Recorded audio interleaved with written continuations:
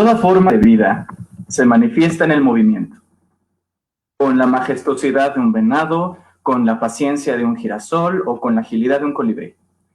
Todo lo que está vivo respira y se expresa. El movimiento es la revelación del universo interno, del universo íntimo. Es el intermediario del pensamiento y del sistema emocional con el exterior. Surge a modo de impulsos en espacios internos, pero se expresa a través de la materia. El cuerpo es un medio de comunicación. La danza se convierte entonces en un lenguaje expandido de estos impulsos. Giros, saltos, encorvamientos, tensiones, sacudidas son las palabras de un idioma que vibra desde la proxemia y la empatía. Es por ello que el movimiento es contagioso. Cuando vemos danzar, somos capaces de reconocer los impulsos primarios que dan origen a cada trazo de quien danza. Es ahí donde nuestro cuerpo reacciona y responde con impulsos propios. Cuando vemos danzar, danzamos. El valor social de la danza está considerablemente determinado por el peculiar atributo de este arte: hacer a la expresión precisa y, por tanto, comprensible para nuestros semejantes. Esas son las palabras de Rudolf Laban, coreógrafo que se dedicó al desarrollo de un sistema de notación de movimiento. Desde su perspectiva, el movimiento no se comunica tan solo por un proceso kinestésico, sino que además es codificable. Las direcciones, ritmos y calidades se pueden analizar para ser entendidas de manera racional. En su libro Danza Educativa Moderna, Laban describe la danza como un estado de inmersión absoluta en el flujo de movimiento, que nos lleva por consecuencia a un más intenso contacto con un medio que sostiene y permea todas nuestras actividades. Tomando esta postura en cuenta, ¿cómo debería operar nuestra formación corporal para prepararnos de manera eficiente para la escena? ¿Cómo despertar en intérpretes de todas las disciplinas corporales el vínculo entre los impulsos primarios y su expansión hacia un lenguaje codificado? Asumiendo que cada cuerpo se desarrolla de forma diferente, imagino que no encontraremos una receta única.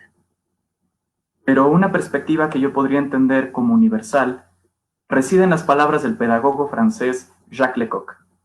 La formación corporal debe ayudar a cada quien a alcanzar la plenitud del movimiento justo, sin que el cuerpo haga más de la cuenta, sin que se contamine aquello que debe transmitir.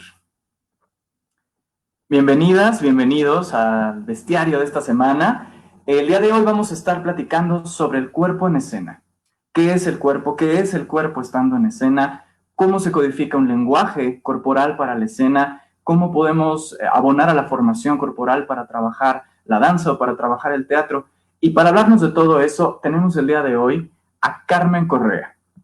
Ella es bailarina, es beneficiaria del programa Creadores Escénicos Trayectoria FONCA 2019 y ha bailado en México, en Cuba, en Estados Unidos, en Francia, en Portugal, en Colombia, en Costa Rica, en Brasil y en Polonia. Es bailarina y maestra de ballet clásico y tiene una amplia experiencia en danza contemporánea con 36 años de trayectoria profesional. Bailó 23 años con la Compañía Nacional de Danza de México. Desde 2007 es bailarina independiente, colaborando con diversos coreógrafos como Ángel Rosas, Antonio Salinas, Antonio Quiles, Allen Caeja, Jessica Sandoval, Magdalena Bresso y Luis Neri. En septiembre de 2018 estrenó en colaboración y bajo la dirección general de la bailarina y coreógrafa Tatiana Sugasagoitia la obra Ana Pavlova e Isadora Duncan, Diálogos. Actualmente se encuentra en proceso de creación de la obra Lady Macbeth o El Contagio Humano, bajo la dirección del coreógrafo Jaime Blanc. Cuenta con 29 años de experiencia como docente impartiendo clases de ballet a la comunidad de danza profesional de todo México, así como en España, Holanda, Noruega, Suecia, Colombia, Guatemala, Brasil y Portugal. En 2006 fundó Arte en B, estudio de danza, arte y desarrollo, el cual dirigió hasta el 2010 en la Ciudad de México. En 2009 desarrolla el taller teórico-práctico Cuerpo con Sentido Orgánico para bailarines, actores, atletas y docentes. En 2013 se graduó como licenciada en Educación Artística y desde 2014 imparte formación y actualización docente para artistas en general, a través de su taller Detonante, Modelos pedagógicos para la enseñanza de las artes en instituciones de educación superior en México, dedicada a resignificar la técnica de ballet como metodología dancística que promueve la construcción de conocimiento integral y experiencias significativas en cualquier persona, convencida de que la educación y las artes son agentes indispensables para la construcción de sociedades sanas a través del empoderamiento del cuerpo, físico, emocional e intelectual. Una calurosa bienvenida, Carmen. Una calurosa recibida, Sergio. En este día frío. ¿Cómo estás? Bien, muy contenta de estar aquí, muy contenta. Igual, contento de recibirte. Muchísimas gracias por aceptar. ¿Te parece si entramos a materia? Entramos en materia. Perfecto, Carmen. A ver, platícanos. ¿Qué es el cuerpo? ¡Wow! Sí, bueno. Bueno, ¿qué es el cuerpo según o de acuerdo a mi perspectiva? ¿Sí? Es lo que nos interesa. Sí, sí, a mí también. Me refiero para yo reflexionar. Mira, por supuesto el cuerpo es, o sea, mi cuerpo, el cuerpo, o como yo percibo, describo, observo y entiendo el cuerpo, está muy alejado de este dualismo cartesiano cuerpo-mente. Empecemos por ahí, ¿no? Desde hace mucho tiempo me di cuenta, y ni siquiera sé cuándo empecé a hacerlo, empecé a nombrar el cuerpo integral, o sea, le agregué como cuerpo integral, y siempre junto con cuerpo físico, emocional, intelectual e inclusive cuerpo social. Entonces, en realidad para mí el cuerpo está integrado por la materia, carne, huesos, sangre, órganos, esta materialidad encarnosada, desde la cual yo trabajo mucho por la parte anatómica, biomecánica, etcétera.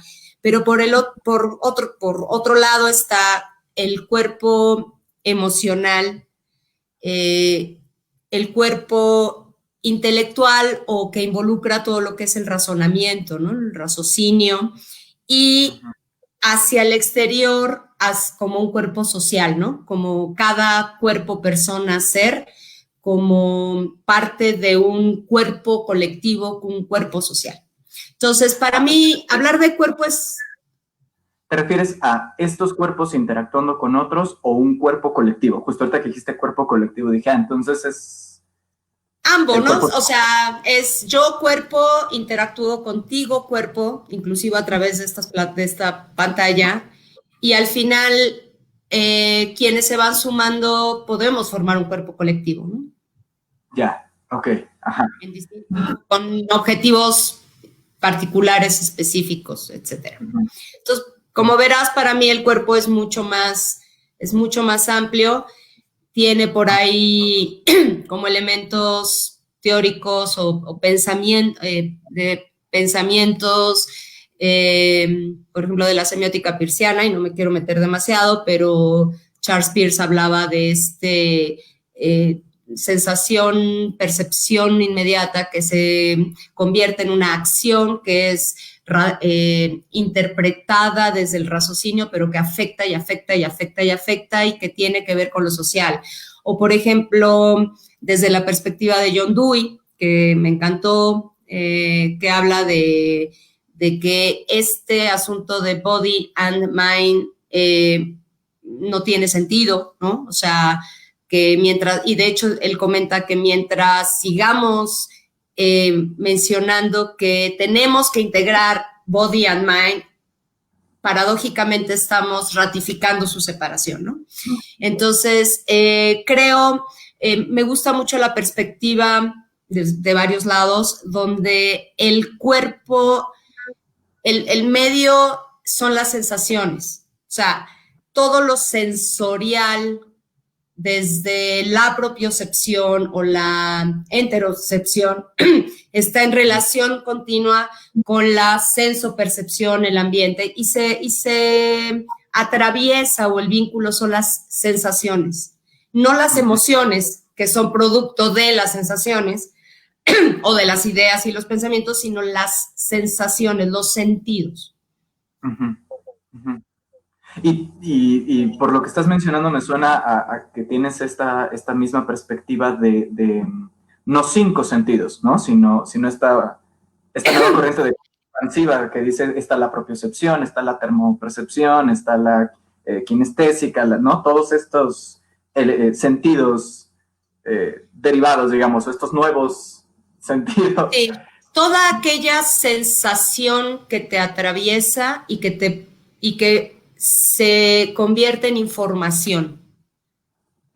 Es información, ¿no? Que se interpreta, se acciona, puede ser una palabra, puede ser una temperatura, puede ser un olor, puede ser cualquier cosa que te impacta en los sentidos y te hace sentir, ¿no? Algo así. Y que tener una respuesta, a fin de cuentas, ¿no? Exacto, que te da cierta información y ya depende cómo el cuerpo lo procesa, lo acomoda, lo ejecuta para que dé una respuesta tangible, lógica, materializada, yo qué sé. Algo así. Externable, comunicable, que eso también es importante, ¿no? Ahora, esto pasa, digamos, en términos, por llamarlo así, en términos generales, ¿no? Es decir, todo mundo tenemos estos niveles de entendimiento o estos niveles de sensación, de sensualidad, me atrevo a utilizar esa palabra. ¿Qué pasa entonces con la escena? ¿Qué es un cuerpo escénico? ¿Cuál es el ajuste que se hace para que un cuerpo se vuelva un cuerpo escénico, ¿no? Que es un poco nuestra materia aquí. Sí. Desde que recibí tu invitación, yo empiezo a maquinar y a pensar, ¿no? Mira, no sé, ¿qué es la escena? O sea, ya, por un lado es como, bueno, ¿qué es el cuerpo? Pero, ¿qué es la escena, no? ¿Y qué es escenificar? En términos bien simplistas, yo te diría que todos estamos escenificando siempre. O sea, ahorita tú y yo estamos en una escena. Estamos escenificándonos, ¿no? Siempre nos estamos actuando, porque estamos actuando la vida o nuestra vida. Entonces, pensaba, ¿qué diferencia hay entre la escena de la vida, nuestro estar escenificándonos en la vida, y por el otro lado, ¿qué significa escenificar desde una ficción hasta algo más crudo, real, en un espacio escénico? Por espacio escénico puede ser desde un teatro, puede ser la calle, puede ser hoy en día mi sala que se convierte en un performance, yo qué sé, un museo, yo qué sé, ¿no? Entonces, ¿dónde está el cruce?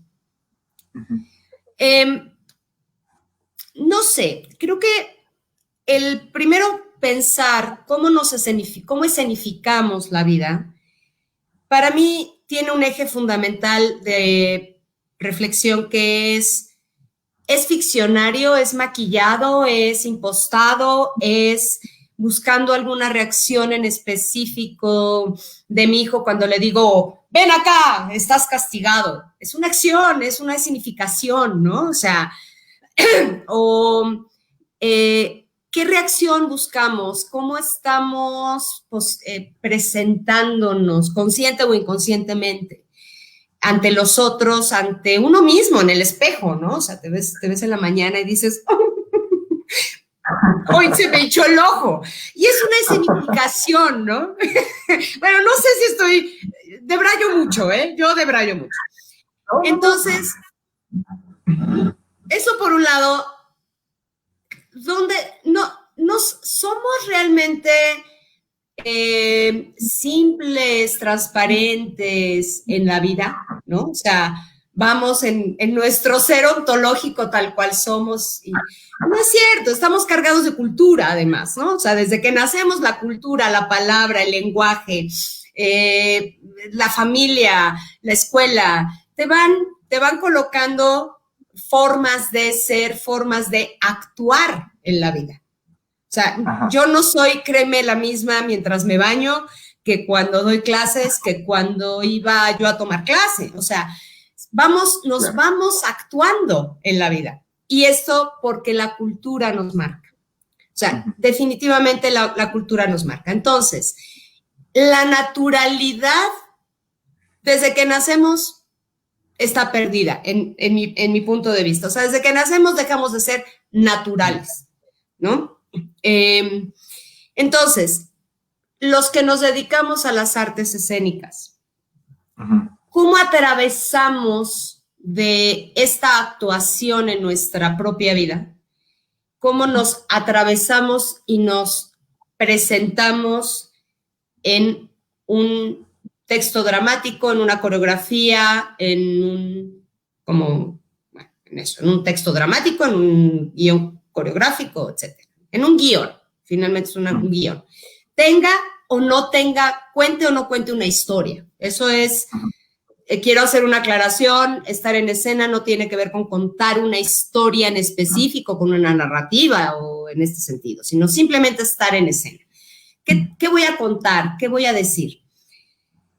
No sé, dando vueltas, para mí pensaba en este actuar en la vida, cómo nos actuamos en la vida y cómo la vida nos actúa, nos hace actuar, que finalmente junto con los recuerdos, las memorias, las experiencias, las sensaciones, te van marcando, te van dejando huella, van dejando huellas, ¿no? Sensaciones, ¿no? Emociones, ideas, prejuicios, juicios, etcétera. Entonces, son como huellas que se van, y supongo que acá adentro está, pero engüelleado a todo lo que da, ¿no? Y sí, claro, como o sea, sí, y de hecho, sobre mi último trabajo que haré por la beca del FONCA, es que vi una carita conocida por ahí, entonces me reí con Daniela Rodríguez. Me sonrió. Perdón. ¿Ves cómo la vida te actúa? O cómo la cultura y cómo la familia te impacta, ¿no? Bueno, ya, déjenme. En estas huellas, hay algunas están en oscuro y por ciertos inputs, por ciertos impulsos, por ciertos detonantes, se encienden algunos, o se te van encendiendo uno, se te van encendiendo el otro, lo cual no significa que en el interior no estén todos, ¿no? Todas esas huellas. En mi caso, de 52 años, más los 9 meses que estuve en la panza de mi mamá. Entonces, ¿cómo te presentas en la escena? Creo que parte mucho de tratar de buscar una serenidad y permitir que las huellas se conectan, son como antenas, ¿no? O sea, tienes cierto texto, cierta coreografía, ciertas líneas. ¿Qué huellas de ti son susceptibles de pling, prenderse, recibir así de toing, me llaman, me conecto, ¿no? Y cómo puedes, o sea, cómo permitir e identificar dónde se conecta. Y en ese preciso momento, porque cada vez es distinta. Una cosa importante es el cuerpo escénico para mí, cada vez que se presenta es distinto, porque yo, Carmen Correa, soy distinta de ayer, ¿no? O sea, hoy traigo garraspera porque estoy nerviosa, ayer no la tenía. Entonces, ¿cómo desde mi estar hoy cuerpo, cómo qué se acciona, qué antenas se pueden conectar con ese guión, con esa coreografía, con esa estructura que tienes para representar o interpretar. Entonces, una corporalidad escénica o un trabajo corporal escénico tiene que ver con con despertar sensibilidad, tiene que ver con justo como dices, abrir estos receptores para ver, para dejarnos sorprender por qué es lo que pasa en el momento, ¿no? Lo acabas de decir de una manera hermosa. Es permitirnos sorprendernos de otros elementos, sensaciones, percepciones que pueden surgir. Ahí el entrenamiento es el que es fundamental, ¿no? Porque si no iríamos, nos saldríamos a escena diciendo, sí, me es el Parlamento, pero a ver qué pasa. O sea, a ver de qué me he visto. Y claro que no, ¿no? O sea, claro que no. Pero cada interpretación tiene esa posibilidad de conectarse. Pensaba, ¿puedo contar una anécdota? Venga. Es que pensaba mucho en esto. Hay un ballet que se llama Zapata. Es un ballet de 1953 del coreógrafo Guillermo Arriaga y que trata sobre Zapata. Es la madre tierra y Zapata. Yo lo bailo desde los 19 años, o sea, ¿hace qué? 30 y no sé cuántos años. La primera vez que yo lo bailé y me lo aprendí, tenía 10, ya ni me preguntes, tenía yo 19 años. Me aprendí la coreografía, interpreto la música, tomas referentes, los referentes también son fundamentales, ¿qué referentes haces, no? Tomas. Entonces, bueno, yo lo bailé, y a los 22 di a luz, y además fue el embarazo y dar a luz y amamantar para mí ha sido punto de parteaguas para mi vida. Entonces, cuando yo vuelvo a aprender, a reaprenderme y a retrabajar y a Zapata tiene otro sentido. Claro. O sea, cuando la madre tierra o yo madre tierra estoy dando a luz a Zapata, ya tengo otros elementos, ¿no? Y es la misma coreografía, la misma partitura musical, la misma todo. Entonces, bueno, nace Zapata con otro sentido. Yo ya sé lo que es una contracción. Yo ya sé lo que es subir, bajar y voltear a ver y tener aquí un cachorro, ¿no? Entonces, un cachorro humano, como en el libro de la selva. Entonces, cambia, toma otra tonalidad. Pasa el tiempo. Y de repente, en el 2003, lo vuelvo a bailar, pero mi pareja de danza, mi Zapata, de repente me doy cuenta que es un chavito que es de la mismitita edad de Sebastián, de mi hijo. Nació días antes de eso. Entonces, es información que de repente dices, wow, es la primera vez que estoy bailando Zapata y estoy dando a luz o voy a ser madre de verdad de un chavo de mi edad, de la edad de mi hijo. Clac, da una vuelta de tuerca. Toma otro sentido porque yo al Zapata ya lo veo, ya lo percibo de otra manera.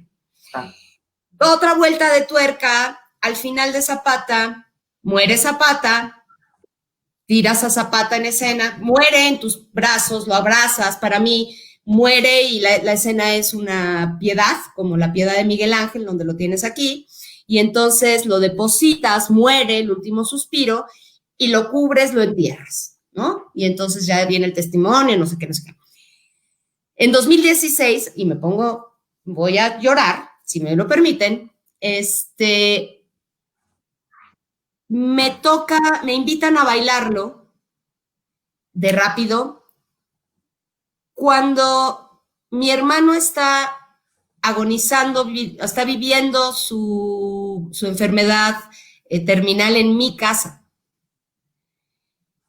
Esa función, todo el principio, pero el final se cargó de otra, ¿cómo te explico, no? O sea, al pensar en el último aliento, al pensar, o sea, de hecho, llegó corriendo una persona y me dijo, Carmen, ¿estás bien? Y yo, sí, porque terminó la función, agradecí todo, y me dijo, ¿estás bien? Y yo, sí, estoy bien.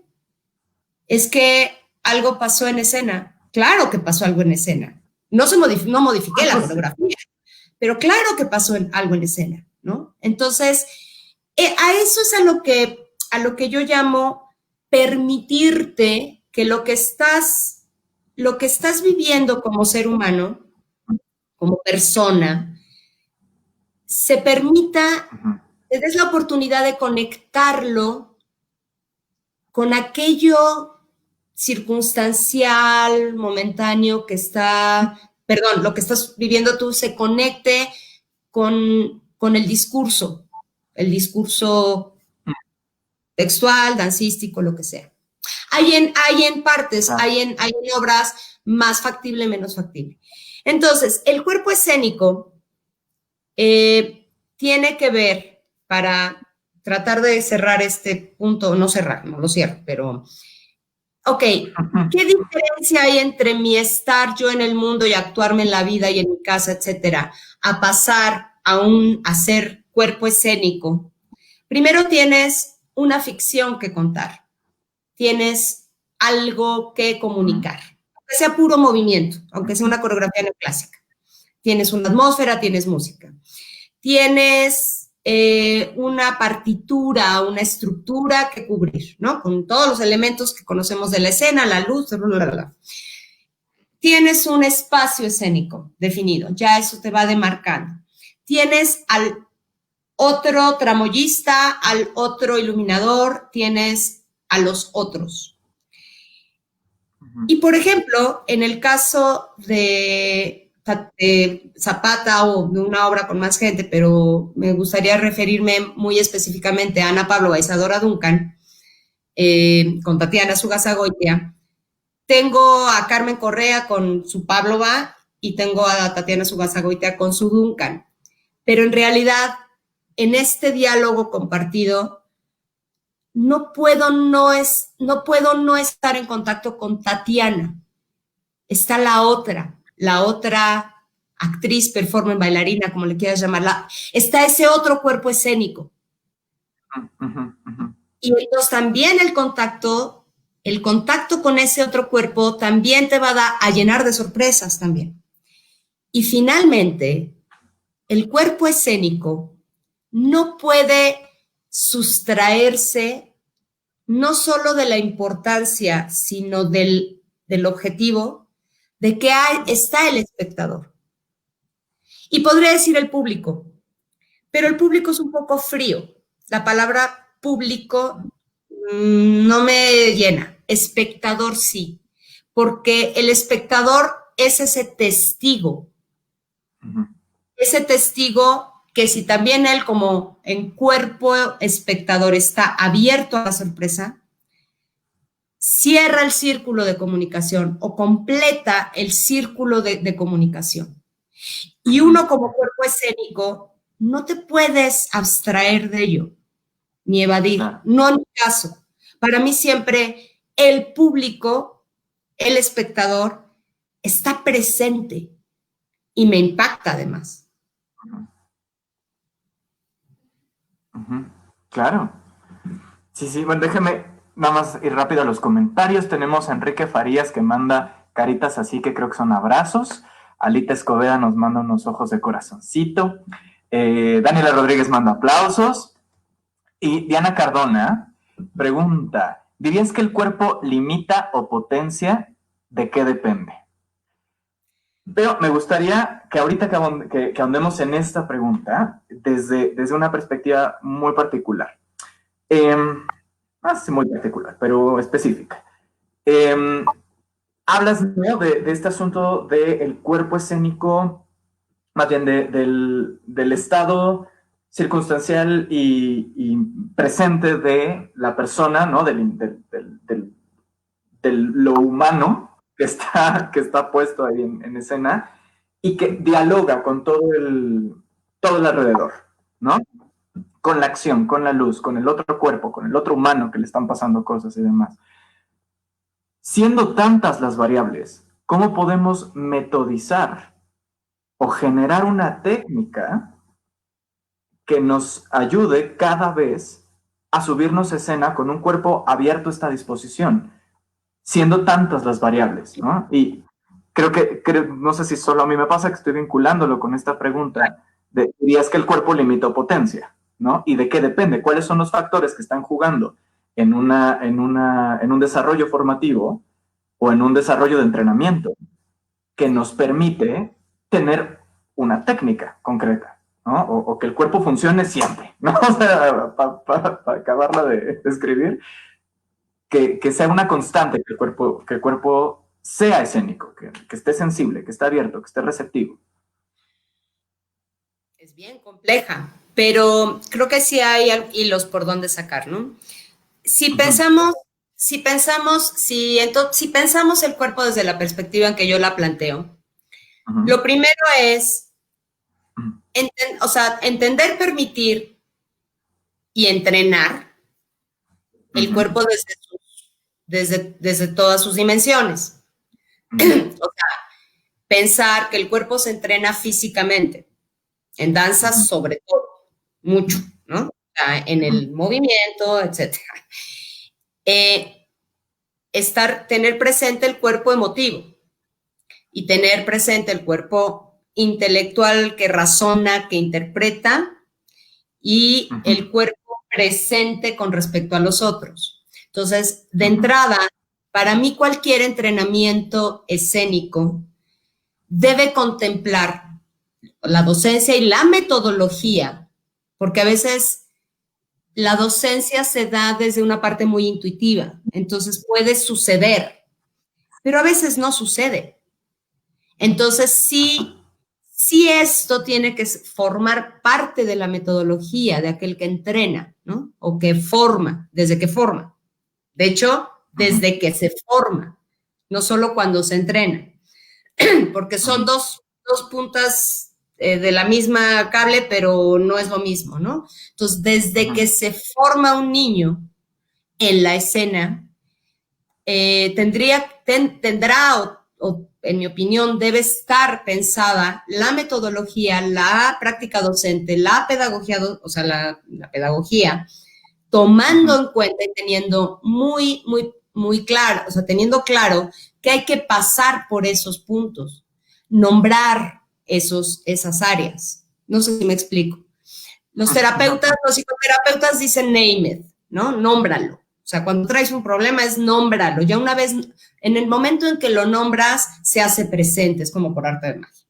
Entonces, desde la formación y durante todo el entrenamiento, sí tener esta guía he de pasar la revisión de estos aspectos, de estas dimensiones.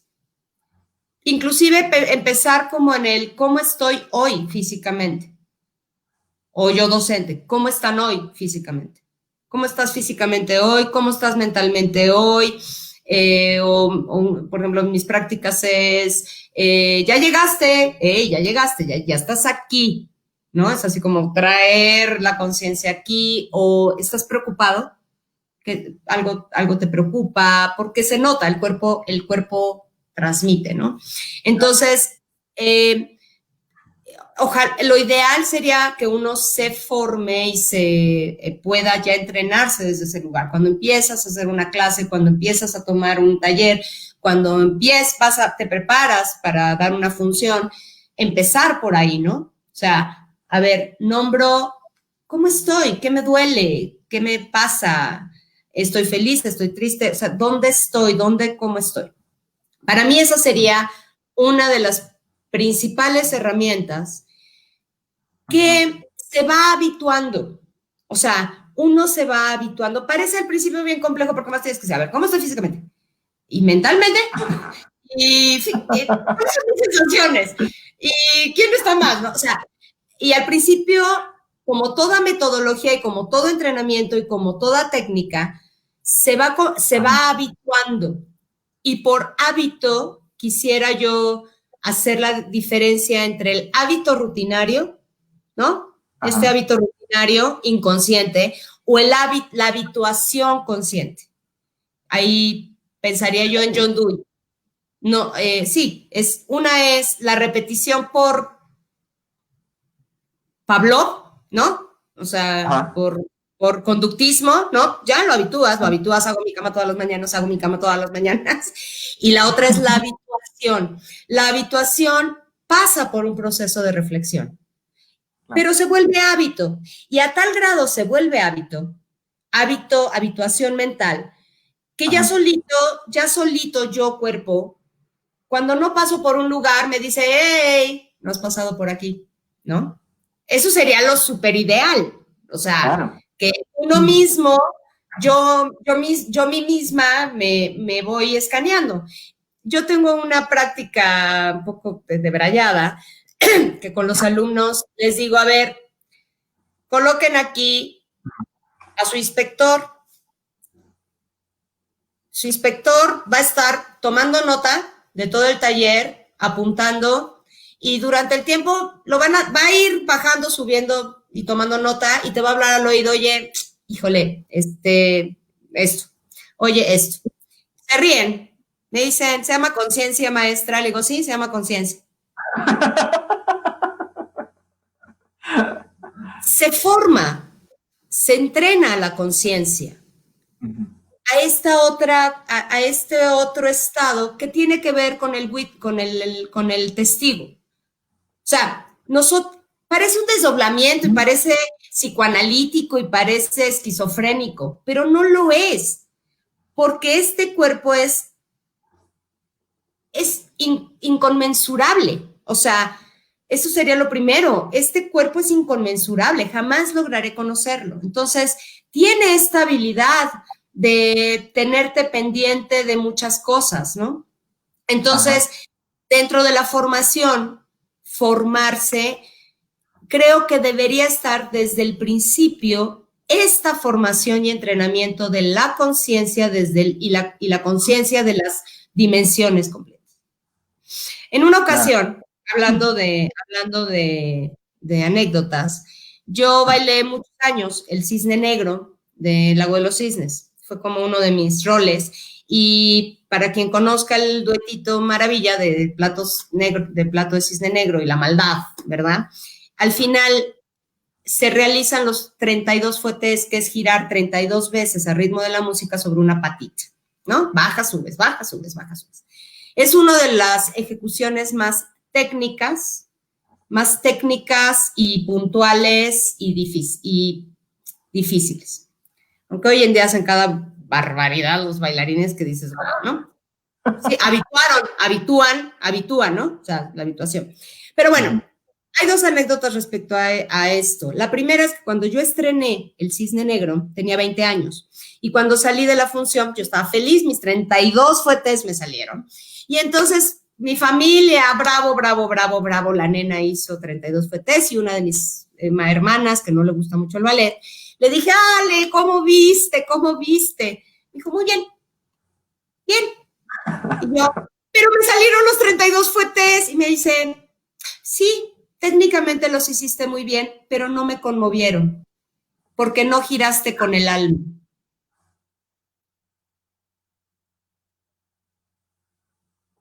Y entonces empecé a indagar qué era girar con el alma.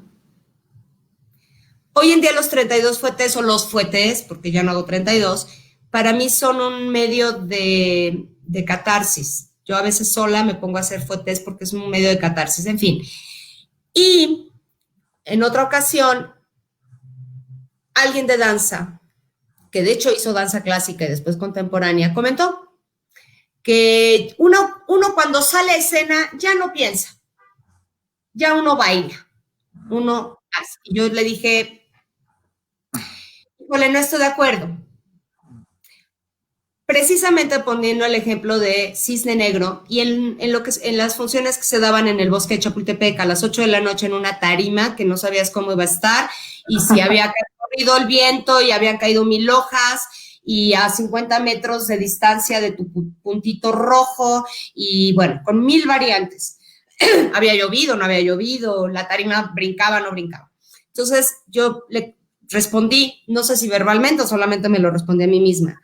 Híjole, si yo no hubiera pensado, direccionado, tomado decisiones, sentido, ejecutado, percibido, todo al mismo tiempo, durante 32 segundos, porque sí, son como 32 segundos, si al mismo tiempo no hubiera estado consciente de me estoy yendo hacia la izquierda, regresa, no estoy viendo el foco, pero además soy Odette, además no pongas cara de susto mientras giras, o sea, gózalo, el alma mueve. No, bueno, o sea, ¿cómo te explico la cantidad de variantes? Si yo no hubiera estado, yo no me hubiera entrenado en que todo esté,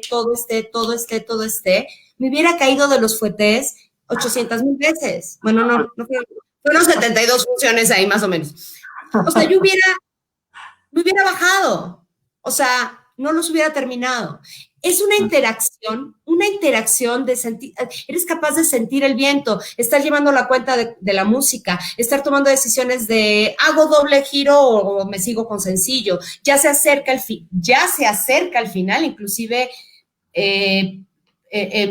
proyectivo, o sea, ya se acerca al final, tienes que hacer más plie, pero ahorita estás acá, pero estás avanzando demasiado, no estás avanzando demasiado.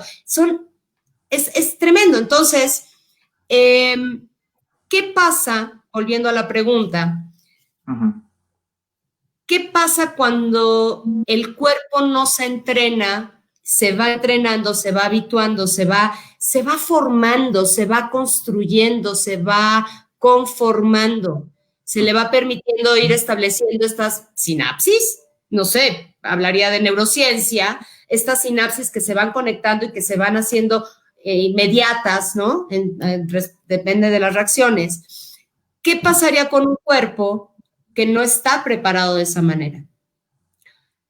Pueden pasar 800,000 millones de cosas. Desde te traiciona, en el momento te traiciona, no puedo, qué difícil, o te traiciona el pie que se te fue y ya no lo pudiste comandar, o te traiciona el no disfrutarlo, el no gozarlo, o te traiciona me está viendo el coreógrafo, me está viendo mi ensayador y no me está saliendo. No, es que es real.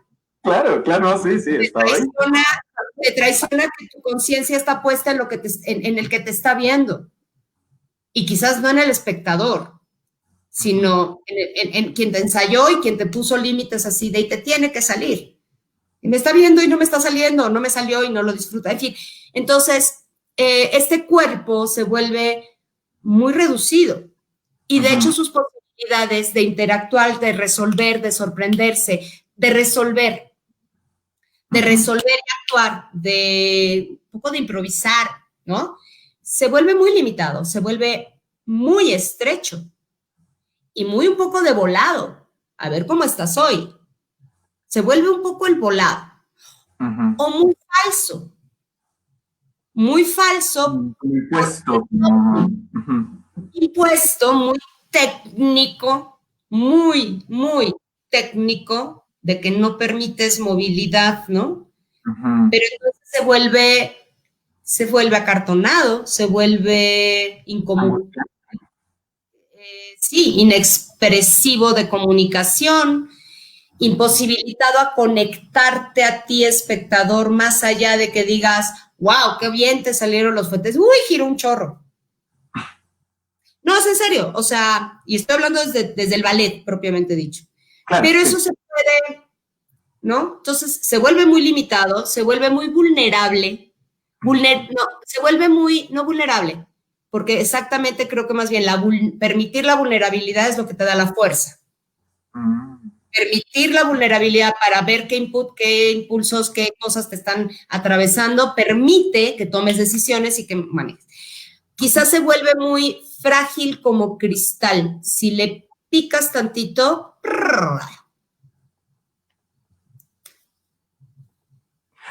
Pues sí, no, es que está interesante, cuando dices, hablo del ballet, ¿no? Yo pensando, lo he vivido, lo he vivido, lo he vivido, lo he vivido, lo he vivido, ¿no? Digo, no he vivido el fuete, pero, pero he vivido estas experiencias de, está la directora, está el vestuarista y ya manché el saco, ¿no? Entonces, ¿cómo le hago para...? Y claro, una escisión entre este cuerpo sensible, este cuerpo receptivo, este cuerpo abierto, este cuerpo vulnerable, ¿eh? Y la llamo mi madrastra interior, ¿no? Es la que está diciendo, lo haces todo mal, estás, ¿no? Y ese, el mío no es un inspectorcito, ¿no? Es una madrastra malvada, hechicera, ¿no? Entonces, se me hace interesante, pues, que esta... Por eso me interesaba también mucho hablar contigo sobre, no sobre la danza en particular, sino como el cuerpo en escena, ¿no? Esta universalidad del cuerpo performático, del cuerpo que acciona para un espectador, porque creo que tenemos muchos puntos en contacto, ¿no?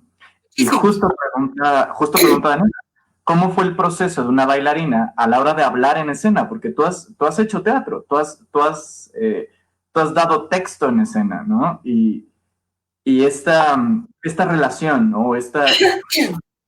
Ahora yo me estoy como volando mucho, pero es que no siento que sea una relación entre el cuerpo y la voz. La voz es un producto, la voz es un resultado, forma parte del movimiento físico, ¿no? Entonces, Es ¿cómo se cuerpo. integra? La voz es cuerpo, claro. Es la onda vibratoria que emana del cuerpo, entonces es cuerpo. Las cuerdas vocales, ¿Cómo dirías? a Claro. ver, las cuerdas Y vocales son fisicísimas. Y las imágenes que claro. generas se atraviesan a la forma en que hables, ¿no? Uh-huh. La emoción que sientas se traduce en una vibración de sonido de tal manera. La boca como la dicción teatral tan importante, es parte de la corporalidad. O sea, entonces, Claro. sí. Eh, Se me fue un poco la idea de una cosa y me regreso, ya se me regresará la otra. Eh, Pregunta, sí, lo que pasa es que me vinculé, me regresé un poco a lo que decías de lava, ¿no? O sea, el movimiento es movimiento, o sea, nos movemos siempre, algunos menos, algunos más, pero hay Uh-huh. movimiento físico, pero hay movimiento de ideas, que se podría Uh-huh. decir, o sea, pensamiento, idea, sino, por ejemplo, como decía Santa Teresa, acá ya a la loca de la casa, ¿no? Cuando estás o párale a tu ardilla que ya deja de rumiar, porque están las ideas y se están moviendo, ¿no? Y están los movimientos de las emociones, ¿no? Y los recuerdos se mueven y se mueven bien padre, ¿no? Entonces hay movimiento, todo el tiempo hay movimiento, pero desde la movilidad física y la voz como cuerpo en Ajá. movimiento, eh, vamos un poco a la pregunta de Daniela. ¿Cómo fue el proceso de una bailarina a la hora de hablar en escena? Bueno, yo regresaría un poco a que yo nunca le he tenido miedo a hablar. Yo hablo y hablo fuerte y de hecho más bien tengo que cuidar no hablar tanto. Eh, para mí la voz está ahí, ¿no? Pero bueno, tantos años bailando ballet. Uh-huh. A ver, situemos. Siempre es un cuerpo discente, ¿no? Es un cuerpo que dice. Entonces, de entrada, creo que lo primero, y en el ballet es muy, muy específico, la obra de repertorio clásico es muy específico porque sí decimos a través de la pantomima. Y hay gestos que son voz, que tienen un texto, ¿no? O sea, si yo te digo, ¿quieres bailar conmigo? Perdón, tiene una palabra. Y la palabra sería las palabras que hacen, ¿no? Ahora bien, Uh-huh. tanto tiempo de actuar, porque esa es la relación, por ejemplo, del ballet con la actuación propiamente dicha. Yo Uh-huh. creo que no sé.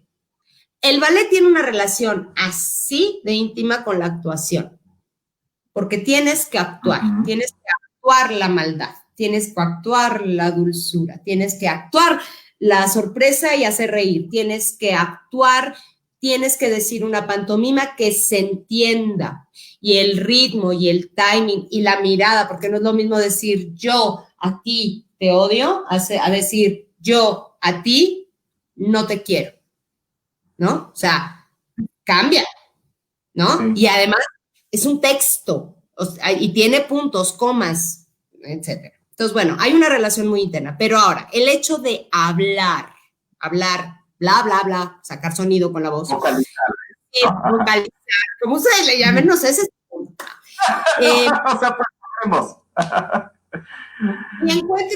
mi encuentro con la voz no es no empezó por Ana Paula Isadora Duncan. Ana Paula Isadora Duncan, Diálogos, es una obra de teatro.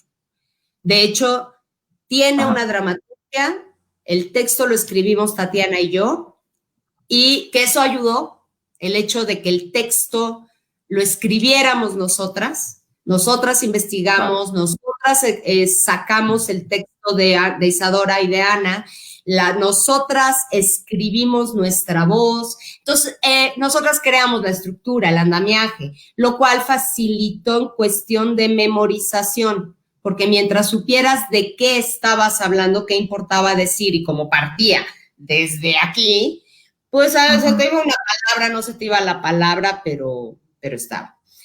Pero para mí hablar, la primera experiencia que fue movimiento hablar, fue en el 2007, 2007, con Antonio Salinas. No sé si ubican a Antonio Salinas, bailarín, actor.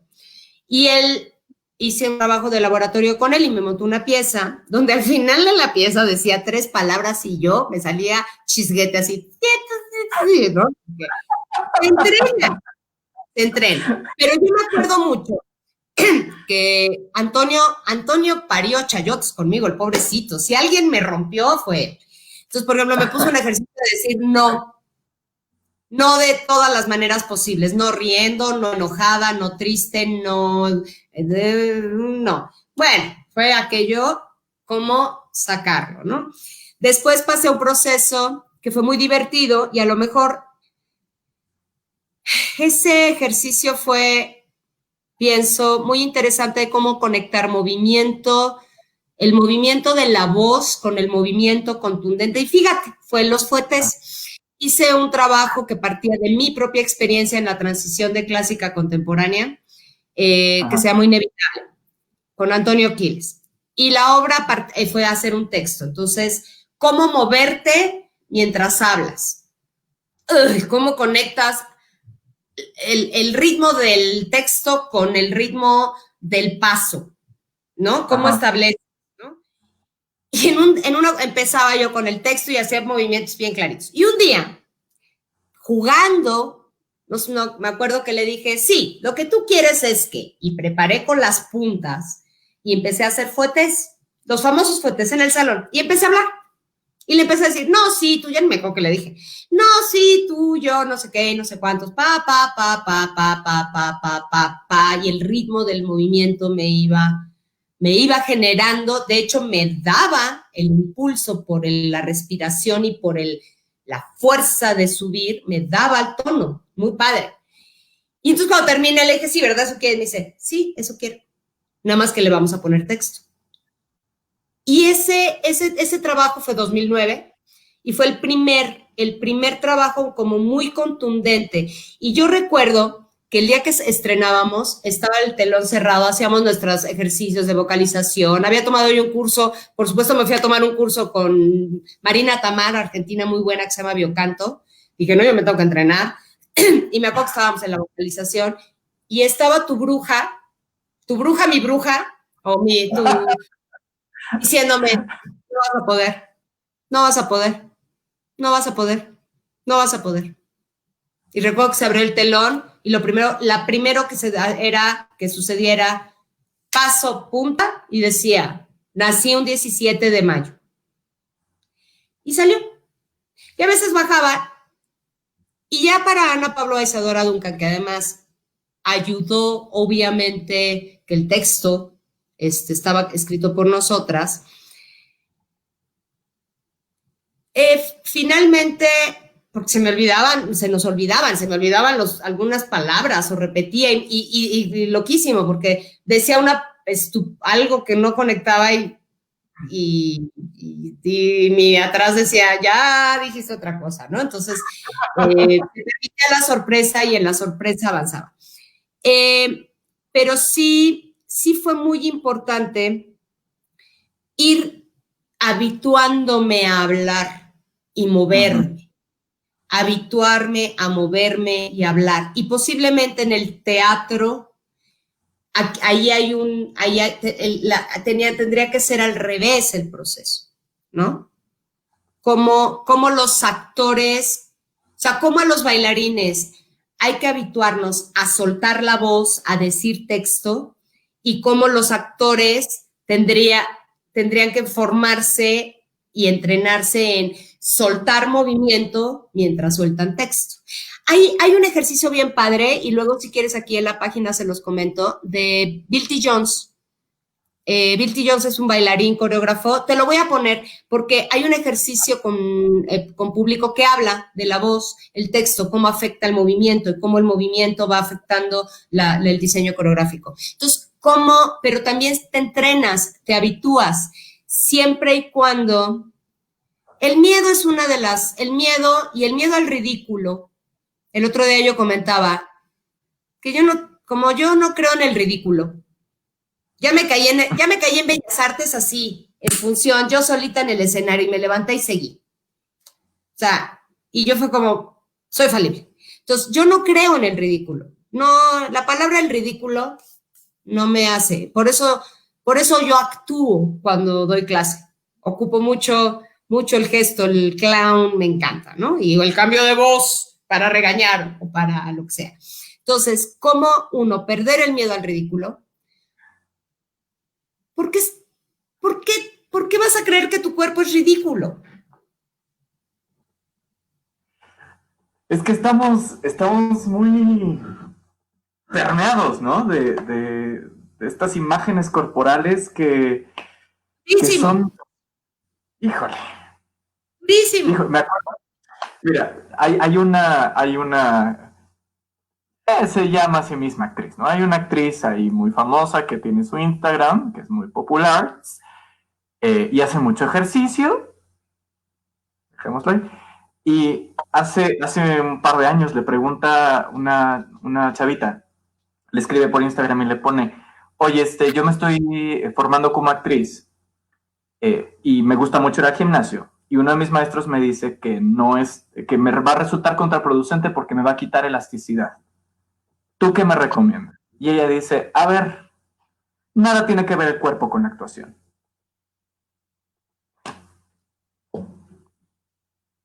Esas son las voces, ¿no? Que están entrando a los cuerpos de las bailarinas, de los actores jóvenes, hay un estándar específico de un estándar estético, un estándar de acción, hay un estándar, claro, cuadrado, es una cajita de este tamaño. Entonces, cualquier trozo de piel, cualquier trozo de grasa, cualquier trozo de pelo que se salga de esa cajita, genera una vergüenza, genera una sensación de ridículo, genera que si preguntas, ni te cuento.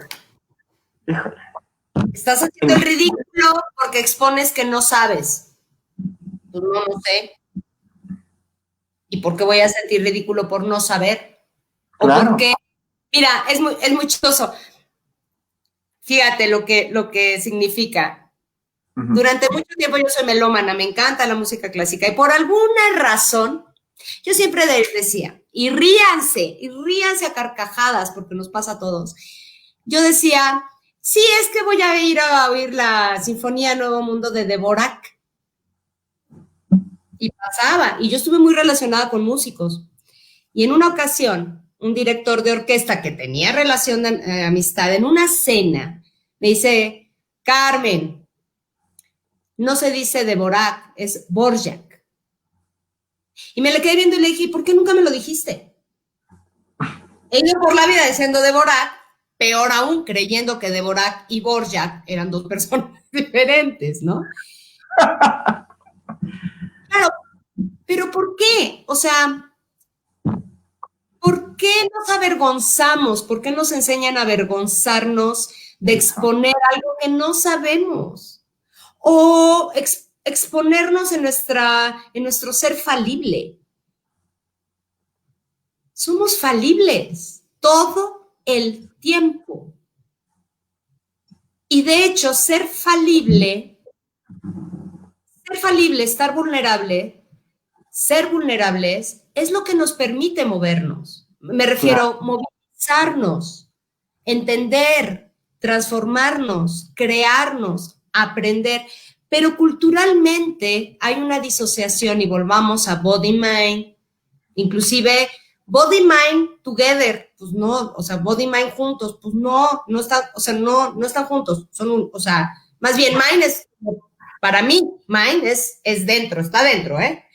Pero pues, estamos desde ahí, ¿no? O sea, estamos súper condicionados, marcados, y se necesita valor, y se necesita ser guerreros, y se necesita ser libertarios, y se necesita luchar por nuestra autonomía corporal. Porque además hay algo que quizás se pasa de largo, o muy poca gente quiere hablar de ello. En toda la historia de la humanidad, toditita la historia de la humanidad, que ya pasó, que es ahora y que será, nunca jamás hubo, hay o habrá una Carmen Correa, ni un Sergio, ni un público, cada uno de ustedes. No va, jamás va a haber nunca más. Dios, ¿por qué me voy a avergonzar? ¿Por qué? Soy tan común como todos, porque además nací y me voy a morir. O sea, ahí la democracia es completita, nací y me voy a morir. Lo único democrático en toda la historia de la humanidad es morirse, punto. Entonces, soy tan común, por lo tanto, soy tan común que ¿qué más da? ¿No? ¿Qué más da? O sea, ¿qué más da si me equivoco? Pues si todos nos equivocamos. Pero por el otro lado, en el otro extremo, soy tan único y repetible que ¿qué más da? Nadie va a volver a cometer las tonterías o no tonterías o maravillas o no maravillas que yo. Nadie. Entonces, ¿de qué me avergüenzo? ¿Por qué ridículo? Claro. Y quizás en esta lógica de soy nada, porque soy nada en la historia de la humanidad, soy único, ahí o sea, soy como toda la humanidad y toda la humanidad está en mí únicamente, soy yo única, ¿no? Creo que ahí radica mucho en el cuerpo en escena. ¿Qué pasaría si el cuerpo en escena, mi cuerpo en escena, comprendiera que solo yo puedo hacer ese cuerpo en escena? Por lo tanto, lo que yo cree, lo que yo creo, lo que yo confío, pero lo que yo creo en ese momento, puede ser único, único porque soy yo, o puede ser una máscara, ¿no? O puede ser un plástico, metiéndome en los moldes creados por la sociedad. ¿Qué pasaría con cada cuerpo escénico? Imagínate. Uy. Ay, Carmen, pues te metes ya a cuestiones ontológicas, epistemológicas. Está fuerte, pues, ¿no? La pregunta. Y creo que está padre. Tenemos ya el tiempo encima, entonces creo que incluso está padre que se quede esa pregunta ahí, ¿no? Que quien nos esté escuchando ahora, que nos vaya a escuchar más adelante, se quede con esa pregunta. ¿cuál voy a hacer? ¿No? O qué voy a hacer hoy, o qué voy a hacer en la función de mañana que me toca estar ahí. Quiero el plástico, quiero ponerme el plástico a ver qué pasa. O quiero ser esa totalidad de la humanidad en mi singularidad y en mi cuerpo en presente de hoy, ¿no? Tus herramientas son la técnica. Tienes técnicas. Una técnica, otra técnica, otra técnica. Las técnicas se pulen, pero son tus herramientas. Y se adaptan, ¿no? Y se adaptan, justo por esta singularidad. Solo yo puedo hacer esto, ¿no? Y las usas. O sea, yo no voy a hacer 32 fuetes a la manera, no, yo voy a hacer 32 fuetes. Porque también me entrené técnicamente, ¿no? En una actuación precisa. Las técnicas son eso y por eso son maravillosas. Pero quien las embiste, quien las pone en acción, es un único. Claro. Y en cuanto a metodología, yo sí considero que es sumamente importante, necesario y urgente que la docencia, el que educa, bueno, sí, educare, ¿no? Un cuerpo escénico, tome en cuenta, utilice, introduzca y plantee en su estructura metodológica y pedagógica estos puntos que son fundamentales. Claro. Sí, no escindirlos de la humanidad, ¿no? Sí, claro. Bueno, Carmen, pues muy rica, muy rica la plática. Nomás me queda una cosita pendiente. Tenemos una especie de dinámica aquí en el bestiario. Okay. Para quienes nos ven por primera vez o para quienes no conocen el concepto, un bestiario es un tipo de libro que se escribía en la Edad Media, que se hacía en la Edad Media, donde se describían o donde se describen a criaturas fantásticas y criaturas exóticas, ¿no? Criaturas mágicas para la Europa medieval. Entonces, un poco la dinámica de este conversatorio, pues es preguntarte, ¿qué criatura fantástica, qué híbrido mágico, qué criatura exótica sería este cuerpo escénico que es Carmen Correa? Este cuerpo escénico que es Carmen Correa. Sí, tu cuerpo escénico, ¿qué criatura es? Fíjate que, aunque no es la criatura fantástica con la cual me identifico, como la criatura de la naturaleza o con la metáfora que me identifico, porque yo me identifico con la metáfora del vitral, yo como vitral y yo como un papalote, esas son mis metáforas. Ajá. Pero si me identificara con un animal fantástico, sería con el ave fénix. Aprender a resurgir de las cenizas. Claro. Me gusta. Excelente, muy bien. Bueno, Carmen, muchísimas gracias por estar en este conversatorio, por estar aquí con nosotras en el bestiario. ¿Algo último que quieras decir? ¿Algún último comentario que quieras hacer? No, que está padrísimo, que se me movió todo mi cuerpo. También traigo varias partes ahí vibrando en otra frecuencia después de esta conversación. Muchas gracias. Bueno, gracias. Redes sociales para que te puedas seguir, quien no te conoce, quien te esté conociendo el día de hoy. Carmen Correa en Facebook, mándenme inbox primero, o bueno, mensaje de texto porque no acepto a cualquiera. Ahí sí, no a cualquiera, pero no, o sea, primero un inbox o si hay alguna relación. En Instagram estoy como @Carmen en V, Carmen en B, al final B solita. Y pronto abriré mi página web, que será www.carmencorreaenb.com. Perfecto. Bueno, pues yo soy Sergio Carazo Cardona, me pueden seguir a mí en redes, en Instagram como @SergioMusical y aquí en Facebook como Sergio Carazo Cardona. Denle like a la página del Bestiario, pónganle a seguir para que estén al pendiente de las siguientes entrevistas, los siguientes conversatorios que estaremos teniendo todos los martes a las 6 de la tarde. Y muchas gracias por acompañarnos el día de hoy. Hasta luego, gracias.